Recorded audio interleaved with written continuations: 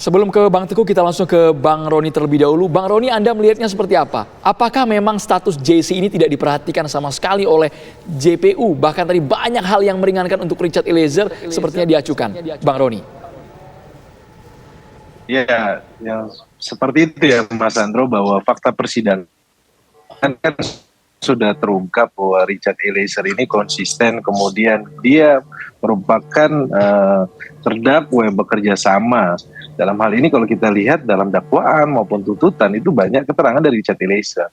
Tetapi tadi kita melihat bahwa di dalam putusan pertimbangannya juga pun kami melihat bahwa banyak hal yang meringankan ya untuk terdakwa Richard Eliezer. Tetapi kami kaget ketika dibaca tuntutannya 12 tahun.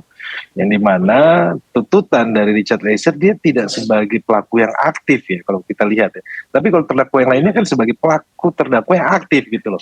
Tetapi yang sangat disayangkan ini bukan kita mau membandingkan dengan FS, tetapi kita coba membandingkan dengan terdakwa yang lainnya di mana terdakwa yang lainnya dituntut hanya 8 tahun.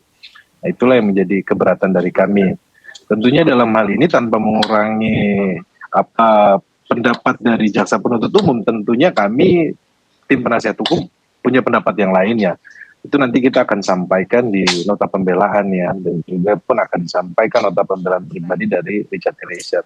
Di sini Mas Andro, bahwa yang penting adalah ini Richard Eliezer masih punya masa depan, masih muda, kemudian sikap jujur ini menurut kami perlu dihargai bersama, bahwa jangan dimatikan masa depannya dia juga gitu loh, jangan dikorbankan. Karena apa? Dia masih punya masa depan.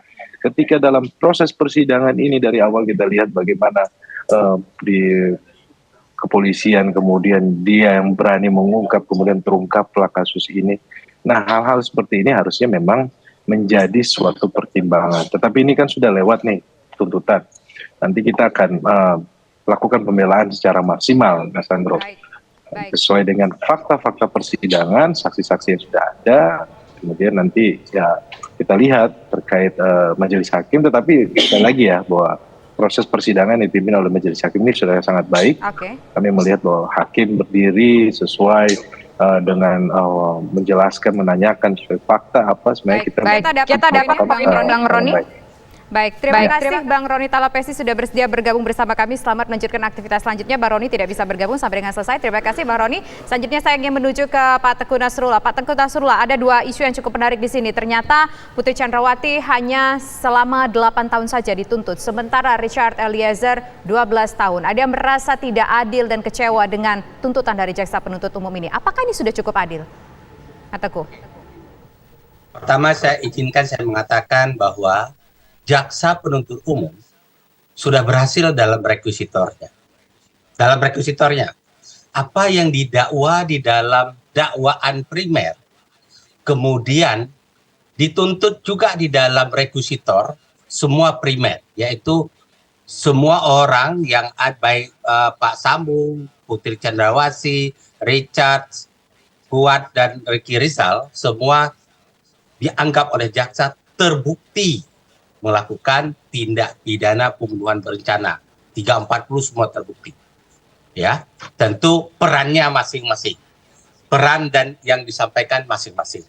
Kemudian yang dipermasalahkan di sini bukan masalah terbukti tidaknya pasal 340. Tapi yang dipermasalahkan itu adalah tuntutan yang diajukan oleh jaksa dianggap tidak memenuhi rasa keadilan oleh beberapa pihak. Nah, tolong ingat, dalam perkara pidana, rasa keadilan itu banyak versi. Pertama, versi masyarakat, rasa keadilan masyarakat itu. Nah, karena cenderung masyarakat awam melihat sebuah permasalahan hukum itu dari sudut subjektif. Pandangannya sudah subjektif. Kemudian keinginan yang ingin putusan hakim pun sampai tuntutan jaksa penuntut umum pun sesuai dengan keinginan dia, bukan dengan sudut pandang objektif.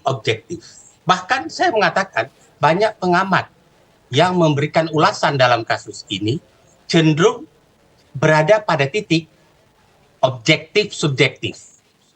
Ulasan hukumnya benar, tetapi ketika berbicara harus bagaimana diputuskan, dia cenderung subjektif sesuai dengan keinginannya. Seharusnya ke dalam melihat sebuah putusan hakim agar termasuk tuntutan jaksa, termasuk pledoi, itu harus dengan sudut pandang yang objektif dan objektif. Objektif pemikirannya, objektif juga kira-kira penuntut umum akan menuntut bagaimana. Itu adalah objektif. Kira-kira hakim akan menjatuhkan putusan bagaimana. Nah, dalam kaitan ini, kita jangan lupa ada rasa keadilan juga menurut korban. Hampir semua korban baru adil kalau terdakwa dituntut semaksimum mungkin. Kemudian ada rasa keadilan menurut jaksa penuntut umum, ada rasa keadilan menurut hakim, dan ada rasa keadilan menurut terdakwa. Semua kuasa hukum terdakwa dalam keempat kasus ini mengatakan tuntutan jaksa penuntut umum tidak memenuhi rasa keadilan. Nah, oleh karena itu terkait dengan rasa keadilan ini, saya ingin menempatkan seperti ini. Bila Richard Eliezer tidak menjadi justice kolaborator, dia terbukti melakukan penembakan. Bahkan 3 peluru dia mengenai tubuh itu. Kira-kira tuntutannya berapa tahun dia kalau dianggap terbukti melakukan pembunuhan berencana? Tidak menjadi justice kolaborator.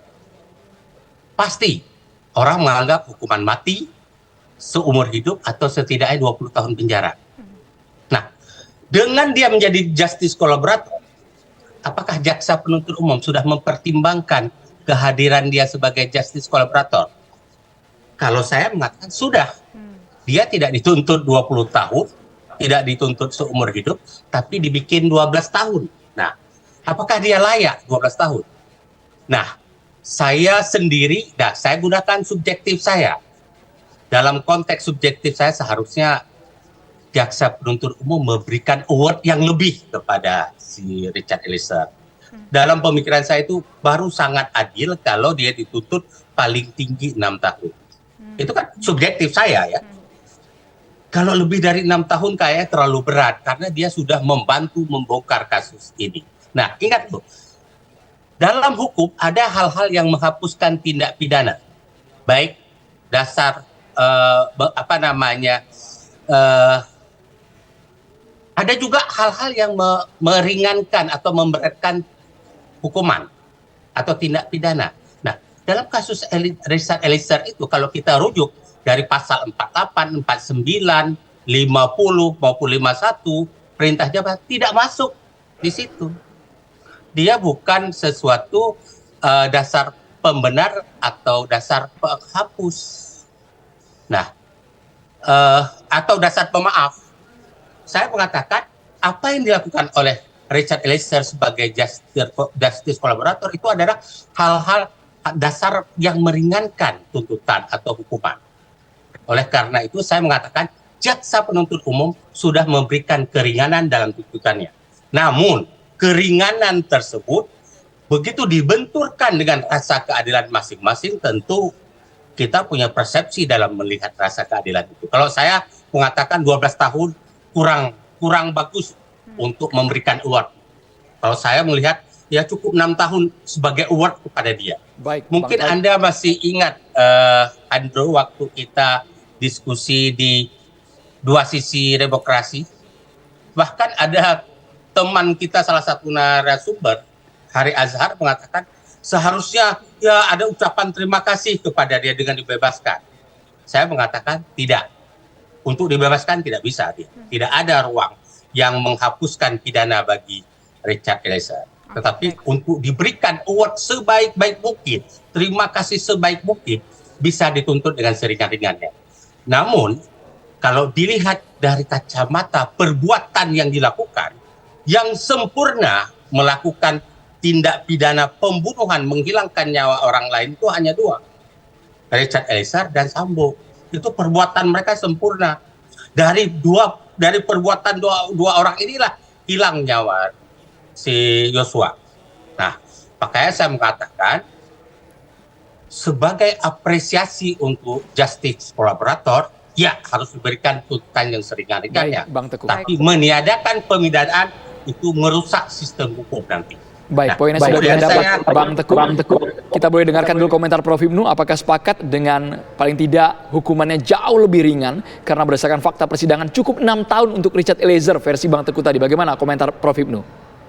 Ya, makanya tadi saya katakan bahwa jaksa ada suatu kegamangan antara JC dan sebagai pelaku penembakan. Kalau konsep sebagai JC kemarin kita sudah prediksi 5 atau 6 tahun. Tapi tadi yang dipakai yang memberatkan. JC lah, ini gampang. Sudah JC, tapi ada yang memberatkan. Apa yang memberatkan? Menembak eksekutor. Disitulah yang menjadikan acuan sebagai bentuk peringanan adalah terhadap putusan seumur hidup. Tadi saya sepakat seumur hidup. Itulah yang menjadikan seandainya bukan JC, Eliezer seumur hidup harus 20 tahun. Tapi karena JC ada dikurangkan 12 tahun. Inilah yang menjadi patokan ketika dia adalah sebagai eksekutor. Mungkin kalau bukan sebagai eksekutor, hanya turut serta, bisa dikatakan 5 atau 6. Karena eksekutor itulah yang menjadikan bahwa penuntut umum menuntut 12 tahun. Itu pandangan saya terhadap data-data yang disampaikan dalam persidangan hari ini. Begitu Mas Andri, Mbak Lisa. Oke, dari sidang tuntutan ini pasti nanti akan ada vonis dari hakim. Kita tunggu saja bagaimana nanti vonis dari hakim untuk masing-masing terdakwa. Masih panjang ya? Masih panjang ada pledoi, perjalanan. replik, duplik, majelis musyawarah, kemudian vonis. Baik, terima kasih Bapak atas waktunya sudah bersedia berbincang bersama kami. Selamat petang.